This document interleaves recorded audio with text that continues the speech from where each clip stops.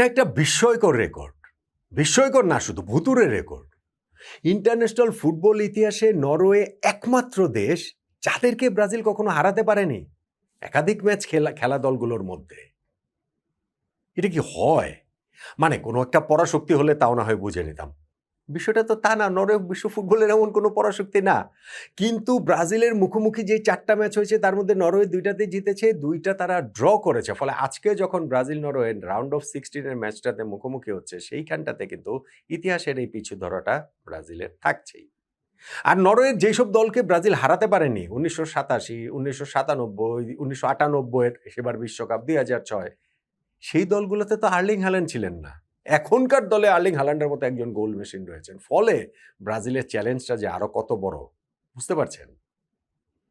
International ফুটবলে Brazil মোট কতটা অপোনেন্টের এগেইনস্টে খেলেছে আমি একটু খুঁজে বের করে দেখার চেষ্টা করছিলাম। ওই শুরুর দিকের অনেক রেকর্ড তো নাই, সেই কারণে বিভিন্ন জায়গায় বিভিন্ন তথ্য পাচ্ছি। ধরেন ৮৩টা অপোনেন্ট, ৮৮টা অপোনেন্ট, ৯৪টা অপোনেন্ট, ধরেন অ্যারাউন্ড ৯০টা অপোনেন্টের বিপক্ষে ব্রাজিল খেলেছে। তার মধ্যে কিছু কিছু দলের বিপক্ষে একটা করে ম্যাচ খেলেছে। ওইটাকে ব্র্যাকেটবন্দি করে রাখা যায়। বিশ্বকাপে যেমন ব্রাজিল হারাতে পারেনি কেবল ৩টা দেশকে, পর্তুগাল, হাঙ্গেরি এবং এই নরওয়ে। আর ওভারঅল ব্রাজিল যত ম্যাচ খেলেছে তার মধ্যে একাধিক ম্যাচ খেলেছে এরকম দলগুলোর মধ্যে একমাত্র নরওয়েকে ব্রাজিল কখনো হারাতে পারেনি। এটা আসলে বিস্ময়কর রেকর্ড না শুধু, এটা আসলে ভুতুড়ে রেকর্ড। এবং আর্লিং হাল্যান্ডের যে গোল স্কোরিং রেকর্ড সেটাও কম ভুতুড়ে নয়। এই হালান্ডকে আজকে কিভাবে ব্রাজিল ঠেকাবে, তাদের কৌশলটা আসলে কি হবে? হালান্ডকে না ঠেকাতে পারলে নরওয়েকে ঠেকানোটা ব্রাজিলের জন্য মুশকিল হয়ে যাবে এবং যেই রেকর্ডটা পাল্টে দেওয়ার চ্যালেঞ্জ ব্রাজিলের সামনে, হালান্ডকে না আটকাতে পারলে সেই রেকর্ডটাকেও ব্রাজিল ভেঙে দিতে পারবে না। মানে তাদের যে এই যে একটা কুফা নরওয়ে, সেই কুফাটা তারা কাটাতে পারবে না। তাহলে আর্লিং হাল্যান্ডকে ব্রাজিলের ঠেকাতে হবে। ঠেকাবেটা কিভাবে?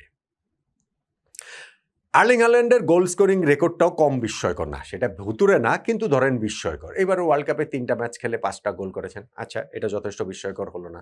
বিশ্বকাপ বাছাই পর্বে তিনি ৮টা ম্যাচ খেলে ১৬টা গোল করেছেন। বিস্ময়কর না? বলেন তো দেখি। কম্পিটিটিভ ফুটবলে সর্বশেষ ১৩ ম্যাচ ধরেই তিনি টানা গোল করছেন। বিস্ময়কর না? এবং এই ১৩ ম্যাচে তিনি ২৫টা গোল করেছেন। বিস্ময়কর না? ইন্টারন্যাশনাল ফুটবলেই ৬০ ম্যাচে ৫৩টা গোল তার হয়ে গেছে। বিস্ময়কর না?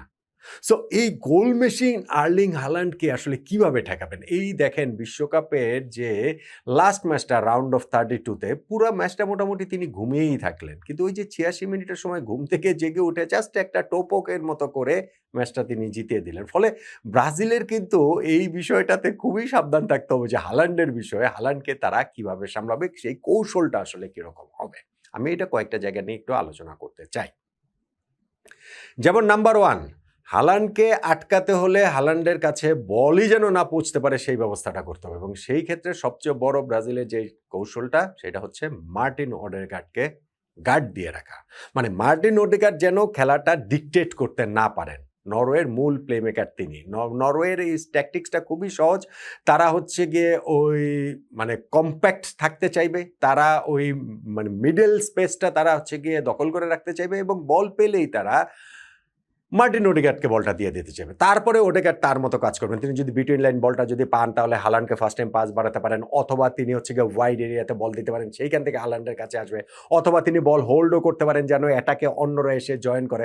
ফলে ওডেগার্ড হচ্ছে গিয়ে এই নরওয়ে টিমের মূল প্লে মেকার। তাকে ওই যেন তিনি প্লেটা ডিকটেট করতে না পারেন হাল্যান্ডকে আটকানোর জন্য, এইটা ১ নাম্বার পূর্ব শর্ত বলে আমার কাছে মনে হয়। এখন ওডেগার্ডকে আটকানোর জন্য কি করতে পারে? একটা ব্রাজিল করতে পারে যে তাকে ম্যান মার্ক করতে পারে, যে না ঠিক আছে ওডেগার্ড যেখানে তার সাথে একজনকে দিয়ে দিল। কিন্তু ওইটা আসলে ব্রাজিল করবে বলে আমার কাছে মনে হয় না। তাতে নিজেদের খেলাটাও অনেক বেশি ক্ষতিগ্রস্ত হবে। ব্রাজিল সেটা নরওয়ের মতো দলের বিপক্ষে করবে না। ওডেগার্ডের বিপক্ষে সেটা করতে পারবে না। করবে না। আর আরেকটা যেটা করতে পারে সেটা হচ্ছে ওডেগার্ডের জোনে বলটা গেলে প্রেস করা, এইটা ব্রাজিল করতে পারে। আর আরেকটা খুব গুরুত্বপূর্ণ সেটা হচ্ছে গিয়ে তার পাসিং লেনটা ব্লক করে দেয়া। মানে ওডেগার্ডের কাছে যেন বলটাই না যেতে পারে এবং সেই যে প্রেস করা এবং পাসিং লেন ব্লক করা, এইটা ব্রাজিলের একেবারে টপ থেকেই করতে হবে। ধরেন ম্যাথিয়াস কুনিয়া যে নাম্বার 9 রোমিং রোলটাতে খেলবেন, তার ওই জায়গা থেকে ওইটা আসলে শুরু করতে হবে। তারপরে তো মিডফিল্ডে এখানে ব্রুনো সঙ্গে যদি দানিলো খেলেন, দানিলো সবারই তো ওই জায়গায় কন্ট্রিবিউট করার, কাসেমিরো তাদের সেই সুযোগটা রয়েছে। ফলে ওডেগার্ডকে নিষ্ক্রিয় করা হবে হাল্যান্ডকে নিষ্ক্রিয় করার পূর্ব শর্ত, প্রথম যেটা ধাপ আমার কাছে মনে হয়।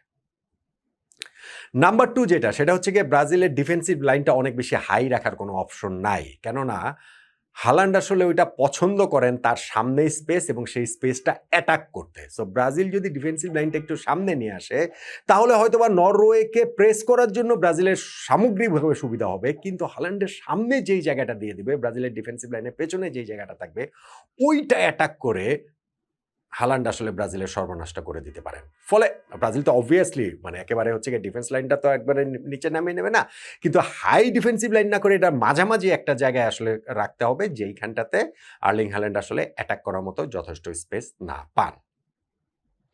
নাম্বার 3 ক্রস করা এবং ক্রস না করতে দেওয়া এবং করা হয়ে গেলে সেটা ডিফেন্ড করা। মানে 2 সেট থেকে নরওয়ে তো ক্রস করতেই চাইবে। সেই ক্ষেত্রে ব্রাজিলের যে 2 ফুল ব্যাক যারা খেলছেন তাদের এখানে দানিলো আর হচ্ছে গিয়ে ডগলাস সান্টোস তাদের ওই রোলটা গুরুত্বপূর্ণ যেন বক্সে যথেষ্ট পরিমাণে ক্রস না যায়, যত কম যেন ক্রস যায়। আর ফুল ব্যাকদের ওই রোলের পর সেন্টার ব্যাকদের রোলটা হচ্ছে গিয়ে ক্রস যদি আসে সেইটাকে ডিফেন্ড করা। মার্কিনিয়স এবং গ্যাব্রিয়েল, স্পেশালি আমি গ্যাব্রিয়েলের কথা বলবো। গ্যাব্রিয়েল তো রোবাস্ট আছেন, তিনিই হচ্ছে গিয়ে এই আর্লিং হাল্যান্ডের সাথে বিভিন্ন ব্যাটেলে আমরা আজকের এই ম্যাচটাতে দেখতে পাবো। ফলে এই নাম্বার 3 এটা আমার কাছে মনে হয় যে ক্রস যথেষ্ট যেন না আসে সেই ক্ষেত্রে ফুল ব্যাকদের সজাগ থাকা, আর ক্রস এলে সেটা ডিফেন্ড করা হচ্ছে গিয়ে সেন্ট্রাল ডিফেন্ডারদের ক্ষেত্রে। এইটাও ব্রাজিলের হাল্যান্ডকে ঠেকানোর একটা খুবই গুরুত্বপূর্ণ কৌশল বলে আমার কাছে মনে হয়। নাম্বার 4 আর্লিং হাল্যান্ডকে যদি ঠেকাতে হয় তাহলে সেট পিসগুলোতে ব্রাজিলকে ওই রকমভাবেই ডিফেন্ড করতে হবে। যথেষ্ট সেট পিস প্রথমত দেয়াই যাবে না, কেননা সেট পিসের ওই জায়গাগুলোতে তিনি ভয়ঙ্কর হয়ে উঠতে পারেন। ফলে ডি বক্সের আশেপাশে বা এই অ্যাটাকিং থার্ডদের এই জায়গাটাতে যথেষ্ট সেট পিস যেন ফ্রি কিক যেন ব্রাজিল কনসিড না করে, আর কর্নার হলেও সেইটাকে যেন ব্রাজিল ডিফেন্ড করতে পারে ঠিকঠাক মতো। এইটাকে ব্রাজিলের আসলে কনসেন্ট্রেট করতে হবে খুবই খুবই খুবই উচ্চ মাত্রায়। নাম্বার 5 আরেকটা জিনিস আমার কাছে যেটা মনে হয় সেটা হচ্ছে গিয়ে সেকেন্ড বল। ধরেন হাল্যান্ডের কাছে বল আসলো, সেই প্রথম বলটা ব্রাজিল উইন করলো, ব্রাজিলের ডিফেন্স উইন করলো, কিন্তু সেকেন্ড বলটা আসলে গুরুত্বপূর্ণ। কেননা হাল্যান্ড এখানে ক্যাওয়াস ক্রিয়েট করতে খুবই সিদ্ধহস্ত। বিভিন্ন জায়গাতে ওই সেকেন্ড বলটাতে টোপক করে দেওয়া বলেন, একটুখানি খোঁচা দিয়ে বের করে দেওয়া বলেন, এইগুলো কিন্তু হাল্যান্ডের কাছ থেকে আমরা দেখেছি। ফলে এই সেকেন্ড বলটার ক্ষেত্রে ব্রাজিলের ডিফেন্ডারদের তো রোল রয়েছেই, মিডফিল্ডারদেরও ওই জায়গাটাতে ওই বল রিকভারির জায়গাটাতে ডিফেন্সকে হেল্প করাটা খুব গুরুত্বপূর্ণ, এবং সেকেন্ড বলটাতে হাল্যান্ড যেন ভয়ঙ্কর হয়ে উঠতে না পারেন সেইটাও ব্রাজিলের নজরদারির মধ্যে রাখতে হবে। এবং নাম্বার 6 আরেকটা আমার কাছে যেটা মনে হয় সেটা হচ্ছে গিয়ে কনসেন্ট্রেশন। খুবই টপ লেভেলের কনসেন্ট্রেশন ব্রাজিলের লাগবে। মানে হাল্যান্ডকে কোনো একটা মুহূর্তের জন্য আসলে ছেড়ে দেওয়ার কোনো অপশন নাই। তাকে অবভিয়াসলি ম্যানমার্ক করা হবে না। অবভিয়াসলি যেইটা কোচ কার্লো আনচেলোতি বলেছেন যে এন্টি হাল্যান্ড কোনো আর কি প্ল্যান তাদের নাই। কিন্তু এন্টি হাল্যান্ড প্ল্যান না থাকলেও ওই হাল্যান্ডকে হচ্ছে গিয়ে তাকে নিষ্ক্রিয় করে রাখার একটা প্ল্যান তো নিশ্চিতভাবেই রয়েছে। এবং ব্রাজিলের সেই সামগ্রিক প্ল্যানে কনসেন্ট্রেশনের একটা বড় ভূমিকা, যে সামান্যতম এখানে কনসেন্ট্রেশন ল্যাপস হওয়ার সুযোগ নাই। যেটা আমরা আইভরি কোস্টের বিপক্ষে ম্যাচে দেখেছি যে পুরো ম্যাচ ঘুমিয়ে থেকে ৮৬তম মিনিটে তিনি ম্যাচ উইনিং গোল করে বেরিয়ে গেছেন। ফলে এই জায়গাটা তো আসলে ব্রাজিলকে ভীষণ রকমেরই সতর্ক থাকতে হবে। দেখুন এই ব্রাজিল আর নরওয়ে আজকে যে ম্যাচটা হবে সেই ম্যাচটা ট্যাকটিক্যাল পয়েন্ট অফ ভিউ থেকে খুব ইন্টারেস্টিং হবে। দুইটা দল আসলে ম্যাচটাতে কিভাবে অ্যাপ্রোচ করে, খেলা শুরু হওয়ার পরে সেটা হয়তো বোঝা যাবে। কিন্তু আর্লিং হাল্যান্ডকে যে ব্রাজিলের নিষ্ক্রিয় রাখতে হবে এইটা ম্যাচ আপের শুরু থেকে এটা আসলে সবাই জানে।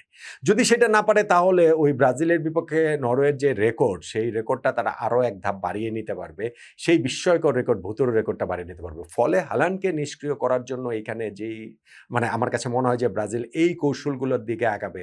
মার্টিন ওদেগার্ডকে নিষ্ক্রিয় করে রাখা, ক্রস ডিফেন্ড করা এবং যথেষ্ট পরিমাণে ক্রস হতে না দেওয়া, ডিফেন্সিভ লাইন যেন যথেষ্ট হাই না হয় সেইটা মাথায় রাখা, সেকেন্ড বল উইন করা এবং হচ্ছে গিয়ে কনসেন্ট্রেশন যাতে কোনো একটা সময় ল্যাপস না হয়, সেট পিসটা যেন ব্রাজিল খুব ভালোভাবে ডিফেন্ড করতে পারে। এই সব কিছু যদি ব্রাজিল চূড়ান্ত মনোসংযোগের মাধ্যমে করতে পারে তাহলে আর্লিং হাল্যান্ডকে নিষ্ক্রিয় করে রাখা সম্ভব। আর হাল্যান্ডকে যদি নিষ্ক্রিয় করে রাখা যায় তাহলে অনেক দূর কিন্তু ব্রাজিল এগিয়ে যাবে ওই ভুতুড়ে রেকর্ডটা কারেক্ট করার দিকে। নরওয়েকে কখনো নাকি ব্রাজিল হারাতে পারেনি। সো হাল্যান্ডকে আজকে নিষ্ক্রিয় করে রাখলে সেই রেকর্ডটা অন্ততপক্ষে ব্রাজিল নিজেদের ফেভারে এইবার নিয়ে আসতে পারবে। পারবে না ব্রাজিল? আর আর্লিং হাল্যান্ডকে কি নিষ্ক্রিয় করে রাখতে ব্রাজিল পারবে বলে মনে হয় আপনার?